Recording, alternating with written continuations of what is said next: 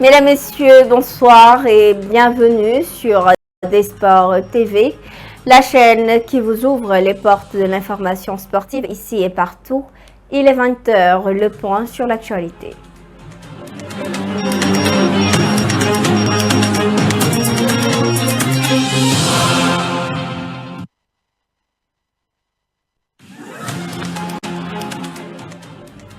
Merci d'avoir choisi la passion du sport dos au mur avant d'affronter Sonacos au stade Alassane Djigo.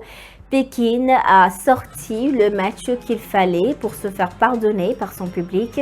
Ce dimanche 2 février, lors de la 13e journée, l'AS Pékin a été héroïque devant des huiliers conquérants réduits à 10 pendant une grande partie de la rencontre suite à l'expulsion de Mohamed Johnson à la 52e minute. L'équipe entraînée par Lamine Diagne s'est finalement imposée 1-0 grâce à Ousseynou Touré. Ce succès va faire du bien à Pékin qui restait sur 3 défaites en championnat. Au classement, elle remonte à la 12e place avec 14 points et compte désormais 4 points d'avance sur le premier relégable Linguère avec 10 points. En Ligue 2, messieurs-dames, le Stade de Mbour et l'AS Douane n'ont pas laissé Issemaï s'échapper à Bombay. Les Mourois ont réalisé une très bonne opération en gagnant sur le score de 2-1 sur un doublé de Mohamed Koli. Ainsi, sur le Stade de Mbour, 26 points et toujours à un point du leader Issemaï qui a 27 points. Au stade Diagali Bagayoko, l'AS Douane a évité le piège tchéchois. Les douaniers l'ont emporté par 2-1. Les anciens du Stade de Mbour, Baila Saro et Bayron Malik Sanya, ont dessiner les contours de la victoire des Gablous 2-1. Douane ne se laisse pas distancer et reste 3e avec 24 points. Quant aux Bombayois, ils enregistrent une deuxième défaite de rang à domicile avec 20 points. Ils sont désormais talonnés par Thiès FC 5e avec 19 points. Dans le match des mal classés, le Niambour rejoint en fin de partie et contraint au partage des points. 1-1 a raté une belle occasion de gagner 3 places de la 13e à la 10e. Et là, les coéquipiers de Badarasso sont 12e et la RS Yoff reste 14e. La 9e journée de la D1 féminine sénégalaise s'est achevée ce week-end. Voici les résultats des différentes rencontres. Samedi 1er février 2025, l'Union sportive des Parcelles Assainies n'a pas pu échapper à la loi imposée par les Aigles de la Médina. Depuis le début de la saison, les championnes en titre se sont imposées 4-1 au stade Alassane Djigo de Pékin. L'ancien club des Sirènes de Grand Yoff, désormais connu sous le nom de Diapo Olympique de Guédiawaye, a réalisé une remontée spectaculaire contre Dakar Sacré-Cœur, mené 3-0. Les coéquipières de Mathis Sissoko ont égalisé grâce à un doublé de Marie Ndiaye avant que Mamdiara Diouf n'inscrive le but victorieux en fin de match dimanche 2 février 2025. À Ziguinchor, le Casa Sport a battu les Amazones de Grand Yoff 2-1 au stade Aline Sitoé Diatta. Les Dorades de Mbour ont été surprises à domicile par Kaolack FC qui l'emporte 1-0. Enfin, l'AFA de Grand Yoff a enregistré sa toute première victoire de la saison après 9 journées de championnat. Les joueuses de l'entraîneur Rougiatou Diallo ont battu Koumare FC 2-1 au stade Diagali Bagayoko de Grand Yoff. À noter, le leader, l'AS Bombay, était exempté pour cette 9e journée. Toujours en foot féminin, pour parler de la 3e journée de la 2e division féminine, c'est également joué ce week-end.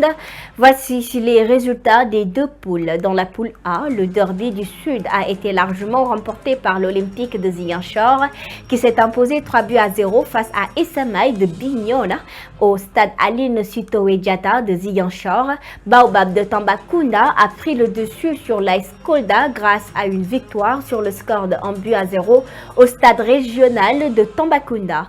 Étincelle de Kédougou a réalisé une belle performance en allant battre l'Azatco d'Oussouye 1-0 sur son propre terrain dans la poule B. Les Tigresses de Thiès ont été surprises à domicile par Jia Fass, qui s'est imposé 2-0 au stade Maniang Soumaré de Thiès. Match nul et vierge entre le lycée Ahmed Fall de Saint-Louis et l'AS Kaffrine au stade Mawade Wade de Saint-Louis. Parlons basket cette fois-ci, après une défaite amère lors de la troisième journée de National 1 masculin, le Dakar Université Club se rebiffe lors de la quatrième journée jouée samedi dernier. Les étudiants sont venus à bout de l'Université Gaston Berger de sur le score de 77-60.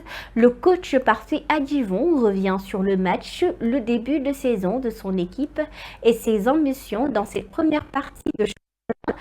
Il est au micro de Sorna Antonjai Top. L'équipe de l'UGB, c'est une équipe qui joue bien, surtout à Maris Ndiaye. Leurs conditions de travail leur permettent de faire un bon jeu ici. Et ils sont dans une dynamique de victoire. Ils ont fait 4 matchs, 4 victoires. Donc, ils étaient confiants. Ils jouaient bien. Maintenant, nous, on sortait d'une défaite lourdement qui nous a beaucoup affectés. Donc, il fallait d'abord se débattre en sortir de nous l'idée, la peur de perdre. D'abord, il fallait être présent. À un certain moment, on a été présent, on a contrôlé le match, mais on a été fébrile quand même par rapport à nos gestions de balle, surtout par rapport à l'agressivité adverse. Moi, je dis, si c'est comme ça qu'on doit jouer par rapport à l'adversité adverse, vaut mieux ne pas espérer, vaut mieux ne pas avoir des ambitions, pas dignes de nos jours. On ne peut pas faire ce genre de perte de balle. Des 1 contre 1, des 2, une équipe agressive, tu ne peux pas gérer ça par rapport à tous les expériences. Ça prouve nettement quand même, il nous reste beaucoup à travailler, surtout au niveau du caractère et du mental quand même. Oui, la victoire elle est très importante, ça nous relance quand même, ça nous permet de coller au niveau du podium, parce qu'on est à égalité, toutes les équipes avec une défaite. Maintenant, il faut continuer sur cette lancée, ne pas perdre pour pouvoir au moins faire une évaluation à la première phase, pour voir comment pouvoir négocier cette deuxième phase. Mais on tend vers de faire 3 matchs compliqués. Samedi prochain, la semaine prochaine, ce sera contre la Douane, un gros morceau. Donc il faut récupérer et tirer le maximum de leçons par rapport à ça. Et travailler encore dur, pour revenir quand même, pour ne pas être surpris encore.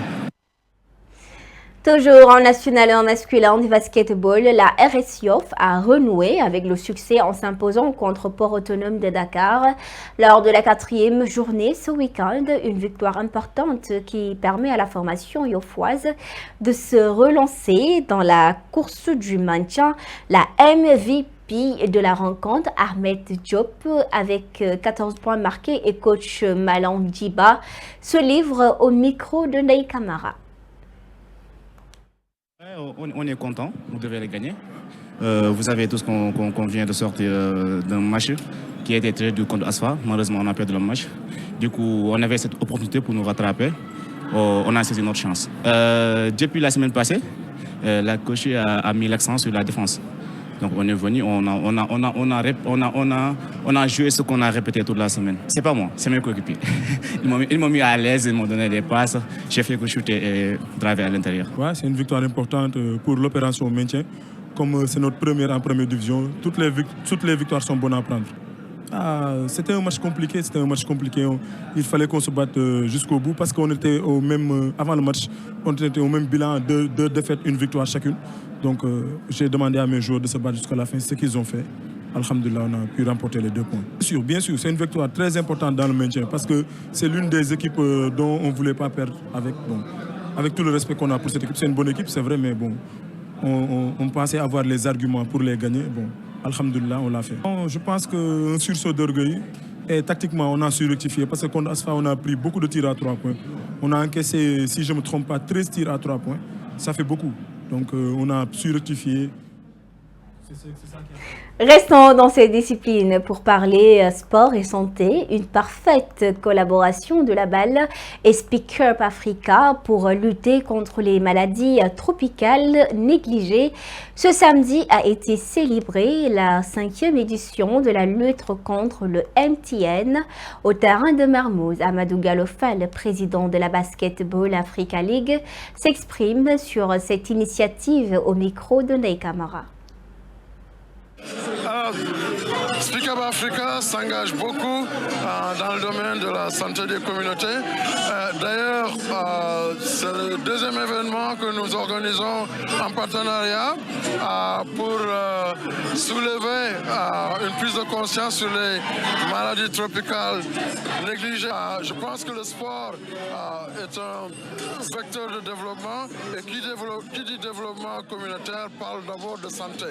Alors je pense que des initiatives de ce genre pour éveiller les communautés sur les dangers de ces maladies et aussi comment les prévenir, mais surtout comment essayer de trouver les moyens de les éradiquer. L'actualité internationale dans ce 20h.